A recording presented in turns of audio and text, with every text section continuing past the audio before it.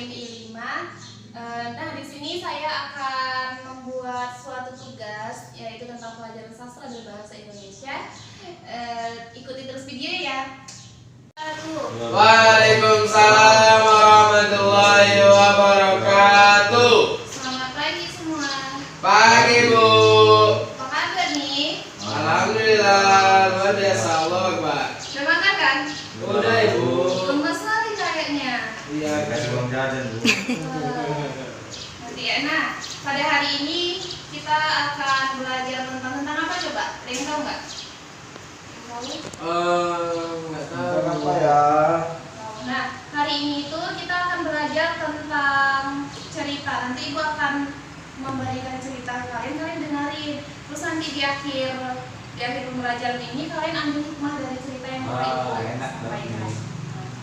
Nah, ini sama juga kayak ngedongeng ya. Ada tidur lain Ibu. Ya tujuannya kan begitu. Nah, ya kita sebelum Ibu kasih tahu judulnya itu apa, kalian lihat gambar ini nggak? Ini Tahu. gambar apa? Lagi campur. Orang lagi cakil Bu. Nah, ya, ini seorang Petani. Aduh, nggak fokus. Kalau ini gambar Pohon. pohon. Patrick. Pohon. Pohonnya ada matanya, ada Oh. mulutnya kan. Ya Patrick juga ada pohon ada. Ya. Yang ini gambar apa? Gambar orang menunjuk pohon Bu. Orang menunjuk pohon. Nggak salah. Oh, pohon menunjuk orang. Enggak, pohon apa? Orang lagi cakap sama pohon. Benar. Betul.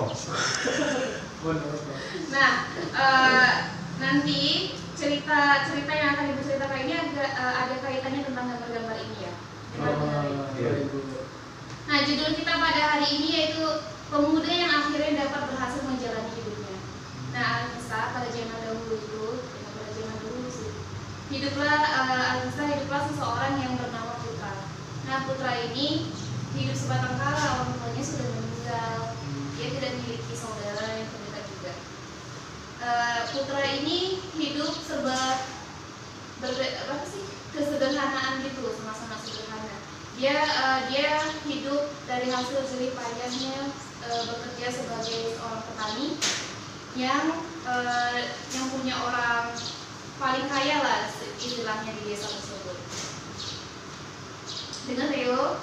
Benar Bu. Fokus sekalian kan? Bagus. Apa harus buat gambar itu Bu?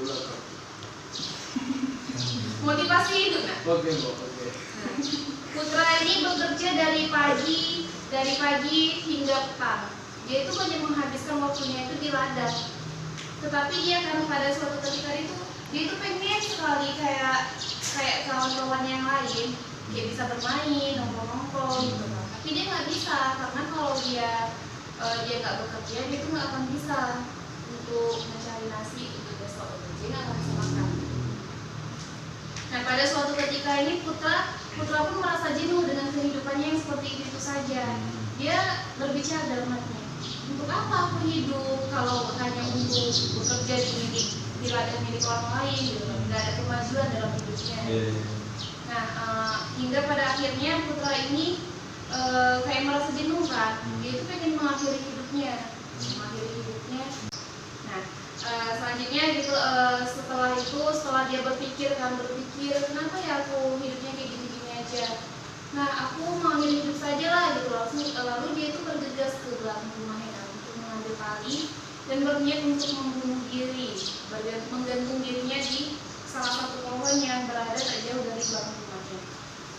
Berarti pohon yang dia cakap tadi bukan di foto dulu. Iya, kan kayak gini kan. Oh. Dengar dulu ya.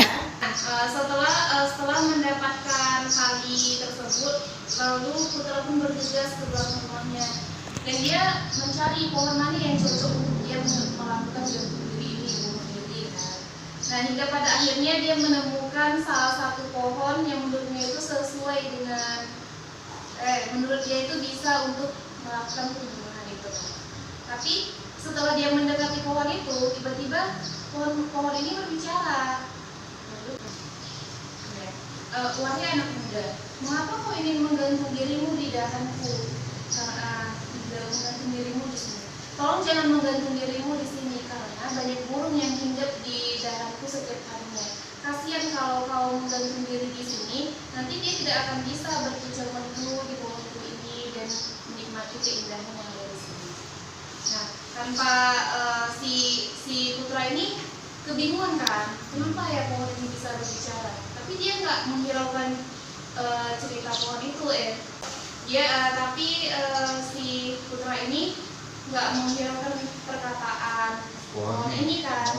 Lalu dia mencari pohon yang lain gitu, pohon yang lain. Dan pohon yang kedua ini pun sama juga, dia juga berbicara, hai pemuda yang tampan dan baik hati, apakah kamu tidak melihat pohon ini ada seekor lebah yang sedang membuat sarangnya di sini? Nanti jika kau ingin bunuh diri, tolonglah jangan di pohonku ini, karena kasihan mereka tidak bisa menikmati hasil jerih payahnya yang mereka lakukan selama ini. Silakan cari pohon lain untuk melakukan bunuh diri tersebut.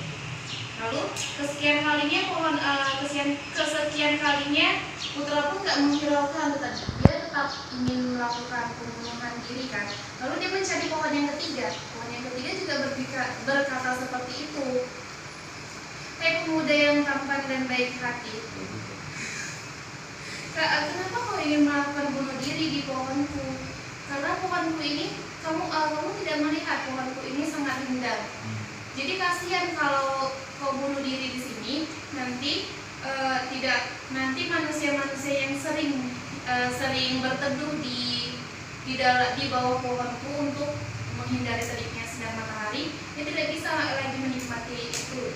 Lalu setelah perkataan pohon yang ketiga ini, akhirnya si putra ini merenung kan, kenapa ya pohon aja memikirkan orang lain gitu, dia memikirkan kehidupan orang lain, kenapa aku ingin mengakhiri hidupku sendiri gitu kan.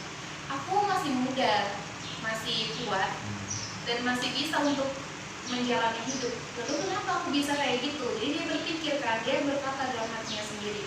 Setelah dia lama merenungkan, berpikir, lalu dia akhirnya sadar dengan itu, dan pada akhirnya dia pulang ke rumah.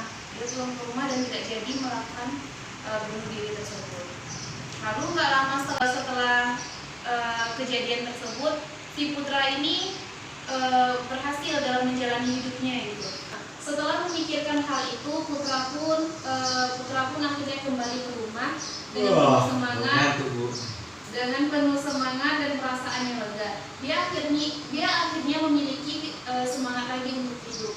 Nah, setelah kejadian itu, nggak lama kemudian si putra ini akhirnya sukses. Dia sukses menjadi seorang petani. Dia nggak lagi. Petani juga ada kata sukses ya, Bu? Adalah petani yang sukses itu malah lebih bagus daripada pegawai yang hanya disuruh-suruh orang. Pak petani kan dia bisa.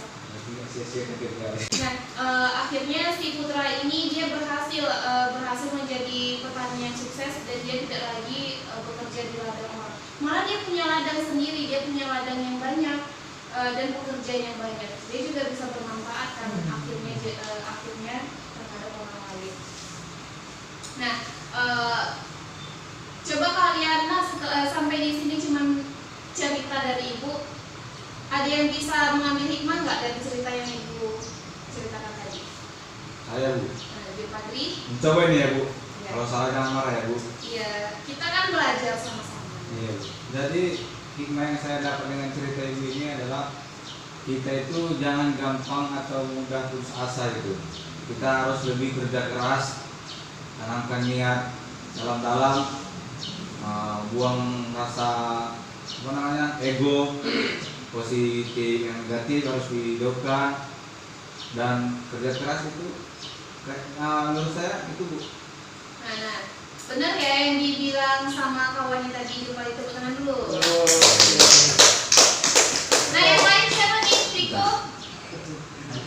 Ngantuk. Dongeng. Pasti kan ada yang diambil dari situ. Nggak fokus belajar ya. Rio. Ah, Rio, apa hikmahnya? aduh sama kayak Pandi, Bu. Sama itu Ya, apa? makmum dia memang, Bu. Iya. Makmum. Apa yang dikata Pak tadi betul loh. Jadi sama ya. Foto, mak. Enggak, kalau laki-laki itu jadi imam, jangan mau jadi makmum ya. Ya memang itu. Nah benar ya yang dibilang tadi sama kawan kalian Julpadi. Nah oleh kesimpulan dari cerita ini itu kita itu kalau hidup itu jangan memburu gitu kan. Kita itu harus berusaha dalam menjalani hidup ini. Jangan dikit-dikit aja. Ya udahlah nyerah aja. Ngapain sih aku hidup gitu kan. Ya udah berarti kita itu harus semangat, jangan putus asa, tetap jalani hidup ini. Kalian tuh pasti bisa sukses. Kita itu juga harus berpikir positif, jangan berpikir negatif.